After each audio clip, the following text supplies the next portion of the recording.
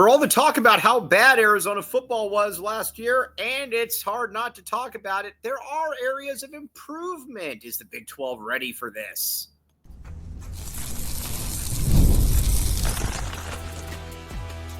You are Locked On Wildcats, your daily podcast on the Arizona Wildcats. Part of the Locked On Podcast Network, your team every day.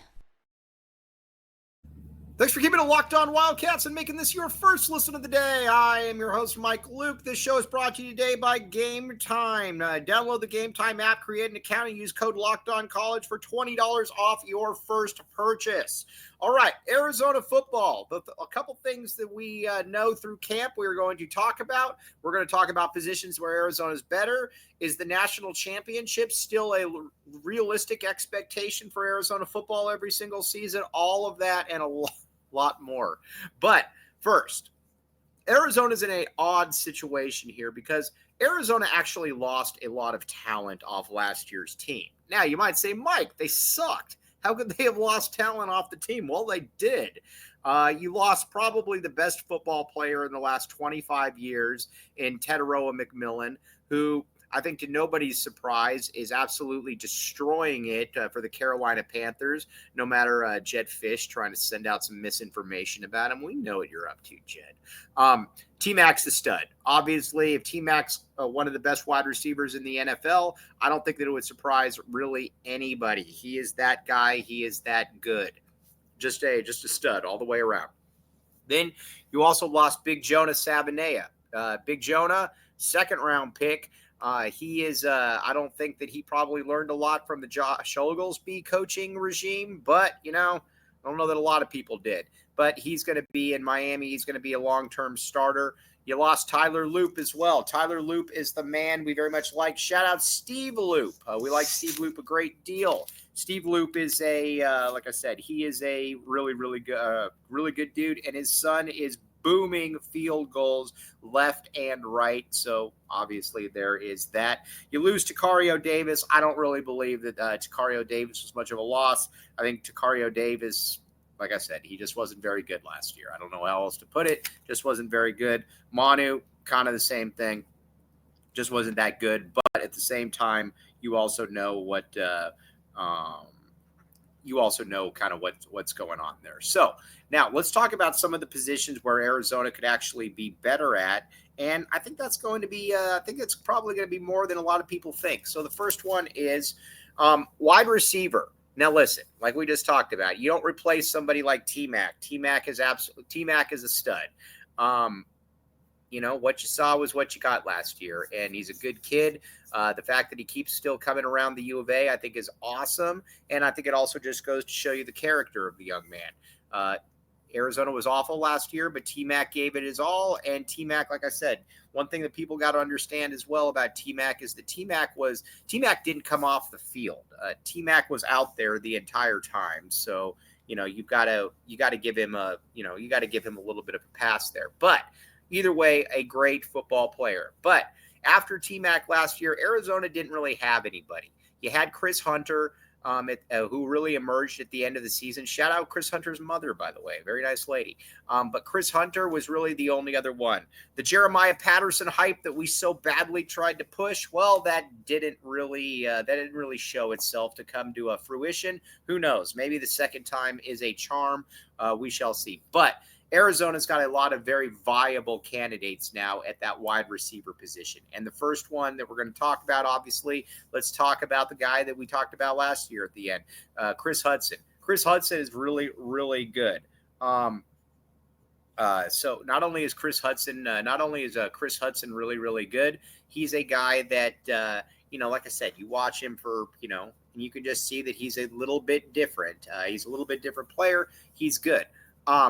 I think he's going to be in that 700-800 yard range. And like I said, pretty good football player. I'm excited to see what exactly he can do. Then you got Javon Watley, who I think has been Javon Watley's been very, very interesting here because obviously a kid from a smaller school,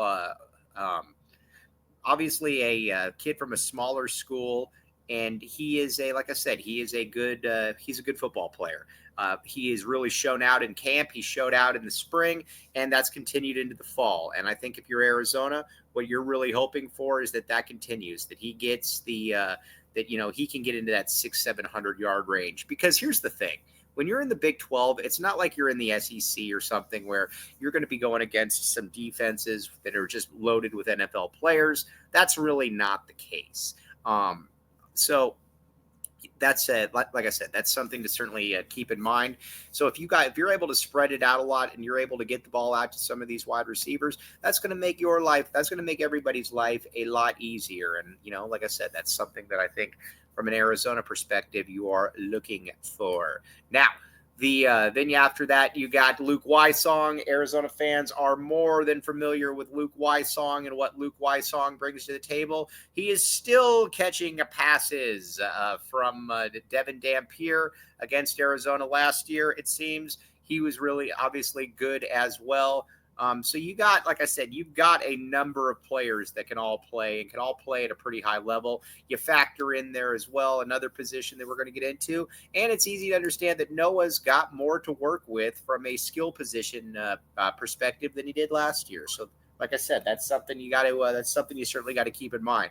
Now, another position too, tight ends. Tight ends are going to be better this year. Now, listen, if Sam Olsen plays the whole season, then all bets are off the table because Sam Olsen isn't very good. But if you got Tyler Powell and you got Kean Burnett playing, then Arizona, I think, is going to be in pretty darn good shape at the tight end position. I think both those guys are more than good enough, and I think that they're good enough blockers as well to be able to make an improvement in that. So you got that is a position that I expect to be better as well. So the pass catcher positions, like I said, I think Arizona's improved. Now you might say, well, Mike, it doesn't really matter if if those positions have improved because guess what? It doesn't. They're not going to get better.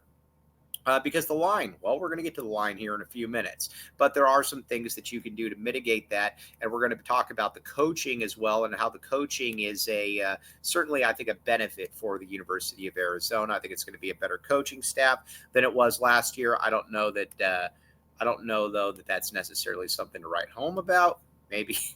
Maybe it is, maybe it isn't. But the wide receiver spot, and then we're not even talking about some other guys too, like an Isaiah Mizell, who is a borderline 4-star type wide receiver. He's obviously really, really good. He's got some real potential. We still got our guy Jeremiah Patterson. We got Devin Hyatt. There's some guys that are going to be in there that are going to be in that mix. Now, the offensive line. I'm going to keep coming back to this. I have a very, very difficult time believing that the offensive line is going to be better than it was last year. And the offensive line last year was an absolute disaster. I don't know how else to put it. It was a disaster. And I think a big part of that is that I think Josh Oglesby, I don't really have a lot of faith in Josh Oglesby as a coach. Just based off what I saw last year, you took 3 really high caliber offensive linemen and they all regressed in different ways. Not only did you take that and see those guys all regress, you also saw a group of players that just didn't look the part. It didn't look the way that it's supposed to look. And that's obviously something that isn't good enough if you're a University of Arizona fan. Plus, you generally don't get better by losing Jonas Sabanea, Wendell Moy, Josh Baker, et cetera, et cetera. We've been over that a million times. So I'm going to say that the offensive line is going to probably be about the same, mainly because I don't think it could get any worse. I do think that the coaching, though, that the offense, especially with Seth Daggy, is going to, I do believe, though, that is going to at least mitigate some issues. Not all the issues for sure, but I think Noah being able to get the ball out early is going to be a very, very good thing. Not only is Noah getting the ball out early supposed to be a very, very good thing, it's like I said, it's going to help. So now, another position, though, that I think is going to be really, really improved for Arizona, and that's a position that I think, it kind of goes without saying to a certain extent about how good it's going to be, and that's going to be the running back room. When you look at the running back room, I think there's one thing you just got to understand, too, that you've got guys that are NFL players now, and that is a big part of all of this. Having a group of guys that are NFL players that, or at least, players that can, I think, at least play at a fairly high level. That's something that Arizona didn't have last year. You basically had one guy in Quali Conley who we like, but there are some drawbacks as well, and we're going to get to that one. But first, 5-hour energy. Say you're going to a U of A football game and you're like, man, this U of A football stuff, these guys are awesome. I can't get enough of this. I gotta hopefully power through after I've just had a game of golf. Now it's time to fuel with 5-hour energy. It brings the bold grape, good ginger, and lime flavors to your favorite drink, minus the alcohol. Yummy, yummy in the tummy. Now, again, when you're out on the golf course, you can have some really good times. I suck at golf, but I enjoy playing golf. And so generally what happens is I hit a bunch of balls off into the forest, but as long as they're in the air, I'm having a good time. And I wanted that to continue. That's why I have 5-hour energy. Golf is all about good times with good people and good flavors. If you go to 5hourenergy.com, that is the number 5hourenergy.com. You can use promo code LOCKEDONGolf to receive 20% off your order. This offer is valid only until September 30th. So get it on it now on one order. It cannot be used with promotions. This code is not good on subscription orders as well. Whether you're meeting with friends or trying to turn 18 holes into 36, get the energizing boost you need to power through. Order transfusion flavored 5-hour energy shots today. Get going right there. Check it out, 5-hour energy.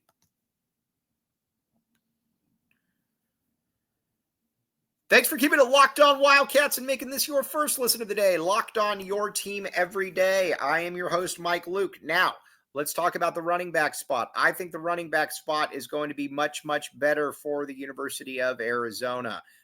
Listen, I like Quali Conley. I think Quali Conley was put in a very, very difficult I think Quali Conley was put in a very, very difficult situation, which is obviously not ideal because he was the only running back. That was a problem for Arizona last year. You wanted to have Ja'Cory Krosky-Merritt, but I don't know that necessarily merited a mention. Get it?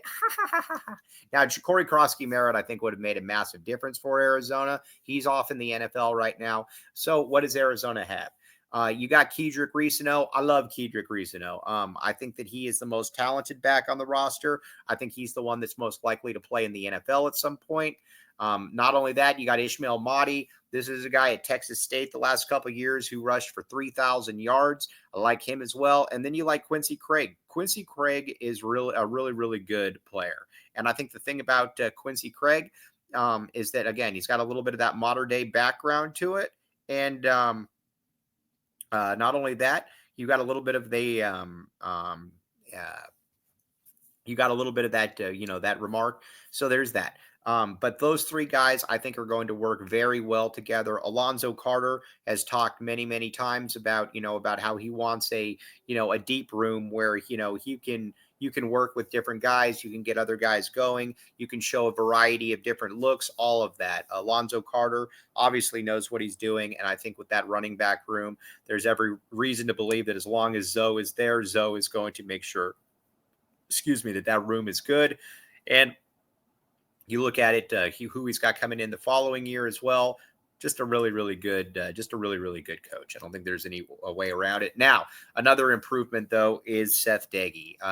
Dino Babers, the nostalgia factor, all of that. But the problem was the game had clearly passed Dino Babers by. And last year was painful to watch from an offensive perspective. You got Seth Doege in there, young offensive mind, more modern for sure. And that's, like I said, that's kind of what you're trying to get. You're trying to get a more modern approach. You're trying to get a more modern look, and you've got that with Seth Doege. The thing that I think you also got to like about Seth Doege is that he does what is best for his offense. And what I mean by that, and, I think it's is that if he wants to play, and he wants to throw the ball around. But if the best way to do it is to get the running game going, then he's not going to do. Then he's going to go with a different direction. And I think that's like I said, that's something you got to keep an eye on. But he's shown that he is very versatile. He has shown that he's very versatile when he has gotten to that point.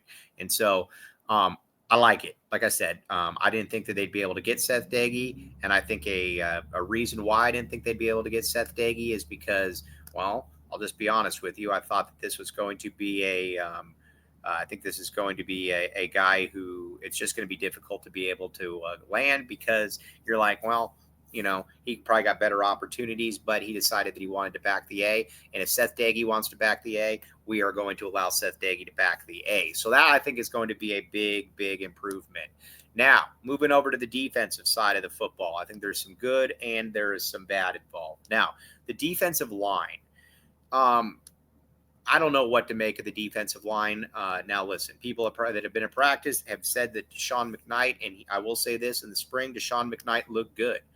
But again, he's a guy from a smaller school, but he did put up decent numbers. He's going to start, and he's going to basically have to play the entire game. Him and Tia Savea, I'm inclined to believe that the defensive line might be a little bit better, because I think with Tia Savea, with Trey Smith, with Deshaun McKnight, and maybe a Riley Wilson, maybe that it can be a little bit better. And if it's a little bit better, then Arizona is going to be a little bit better.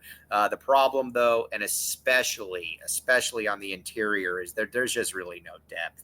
And I think that's what's terrifying about this entire spot, is that there's just isn't a ton of depth on the defensive line, especially in the interior. Those guys got to stay healthy, because behind them on the D line, they're just, like I said, they're not a lot to work with. And I think that's a part that's got to be a little bit frustrating about all of this. So we're going to see how that works out. But I'm inclined to say the D-line will be a little bit better. But again, based on, it's kind of smaller expectations. Now, linebacker, I expect to be about the same. And I'm going to put Riley Wilson. I'm going to count Riley Wilson as one of the linemen, because I believe that he's probably going to be tasked with getting after the quarterback. That's what I believe that will be the case.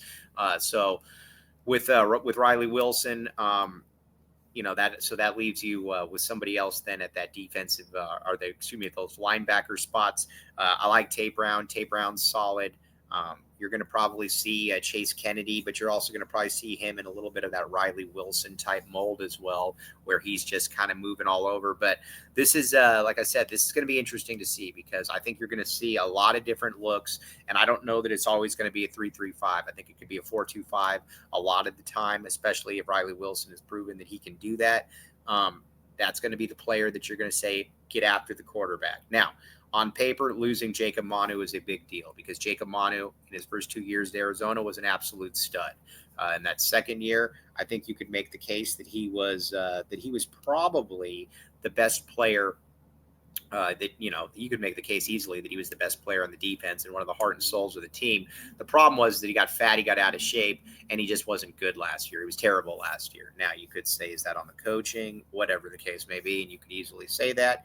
And and you could, like I said, you could easily see that, and that could maybe be the case. Now, the secondary, though, to me is going to be very, very interesting for me, because the secondary, you lose some players, but I think you also kind of wonder, could some of this just have been addition by subtraction? Because I think there is some of that to be said about all of this.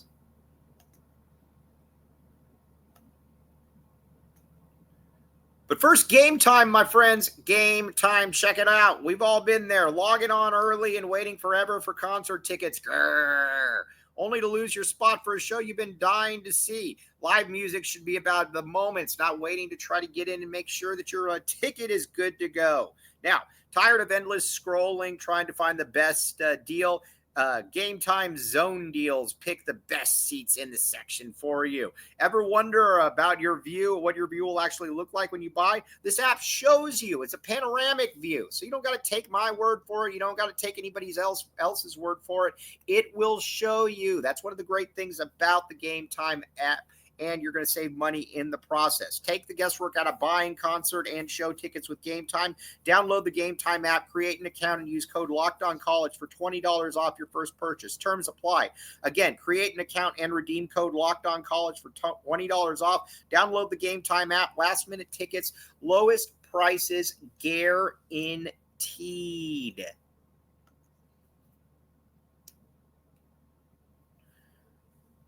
Thanks for keeping it locked on Wildcats and making this your first listen of the day. I am your host, Mike Luke, locked on your team every day. Now the secondary, you lose Tetairoa Davis, you lose Gunnar Maldonado. Gunnar Maldonado was hurt a lot. I do like Gunnar Maldonado. He definitely shut me up and, turned out to be a pretty darn good player. He's at Kansas State. Wish him nothing but the best. Tetairoa Davis is off at Washington. I think with Tecario's problem will always be one thing. Tecario is how do I put this? Tecario can get to the football. He can't catch the football. He's got the worst hands I've ever seen in Division I football, especially for somebody that is good enough to get in the position to be able to find those. So he's off there. Now, at that secondary spot then, I think in the safeties, I think the safeties are fantastic. I think when you've got Genesis Smith, you got Jake Luttrell backing them up, and then you got Dalton Johnson. There's a lot to like there. And then I think Marquise Groves-Killebrew is going to be one of those.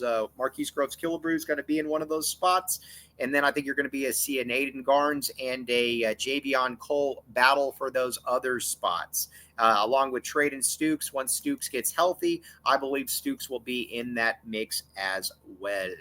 But I can see the secondary taking a little bit of a step back because Dwayne Aquina isn't there. Dwayne Aquina obviously off to Texas. Dwayne Aquina is the best secondary coach in college football history. He is like I said, he's a stud. And Arizona, you don't just replace somebody like Dwayne Aquina. So I think that secondary, while I still think it's the most talented position on the defense, I still think it's going to take a little bit of a step back just because you lose the tutelage there. Now, again, hope springs eternal. I get all of that. And I'm just going to say right now that the closer and closer we get to this, the more and more I think that Arizona's got a legitimate chance of getting to a bowl game. Now, you might say, Mike, that's not that big of a deal. Well, for this season, it is. It is a big deal for this season being able to get to a bowl game. And the main reason why you want to be able to get that, and the main reason you want to be able to get that is you want to, like I said, it's get to a bowl, you'll be good. Okay, now,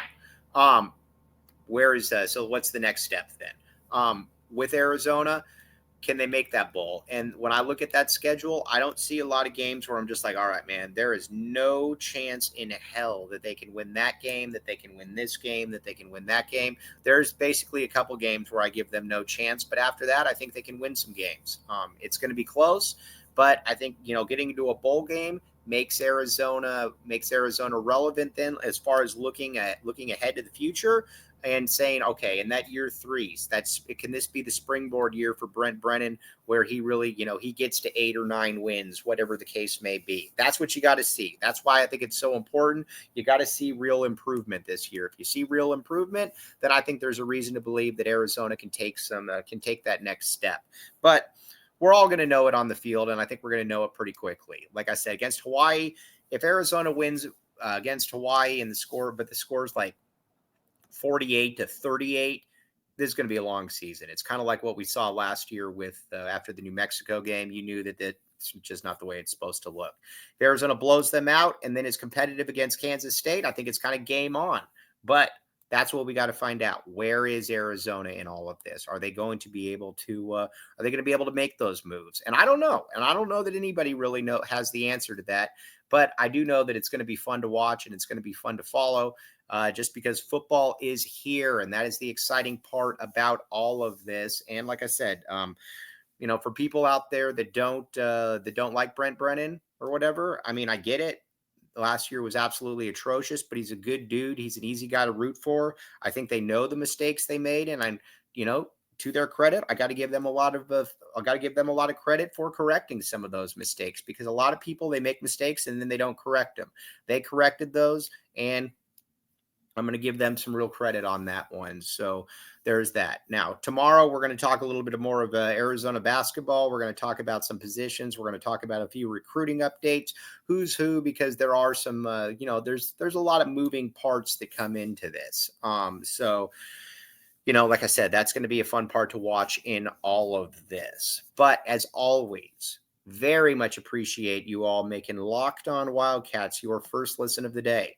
Locked On, your team every day. And keep in mind, Camp is here. Football's here. Basketball's right around the corner. The dark days of summer are behind us, and hope springs eternal here, especially when you're backing the A. Have a great rest of your Monday, a great week, and we will be back with you tomorrow.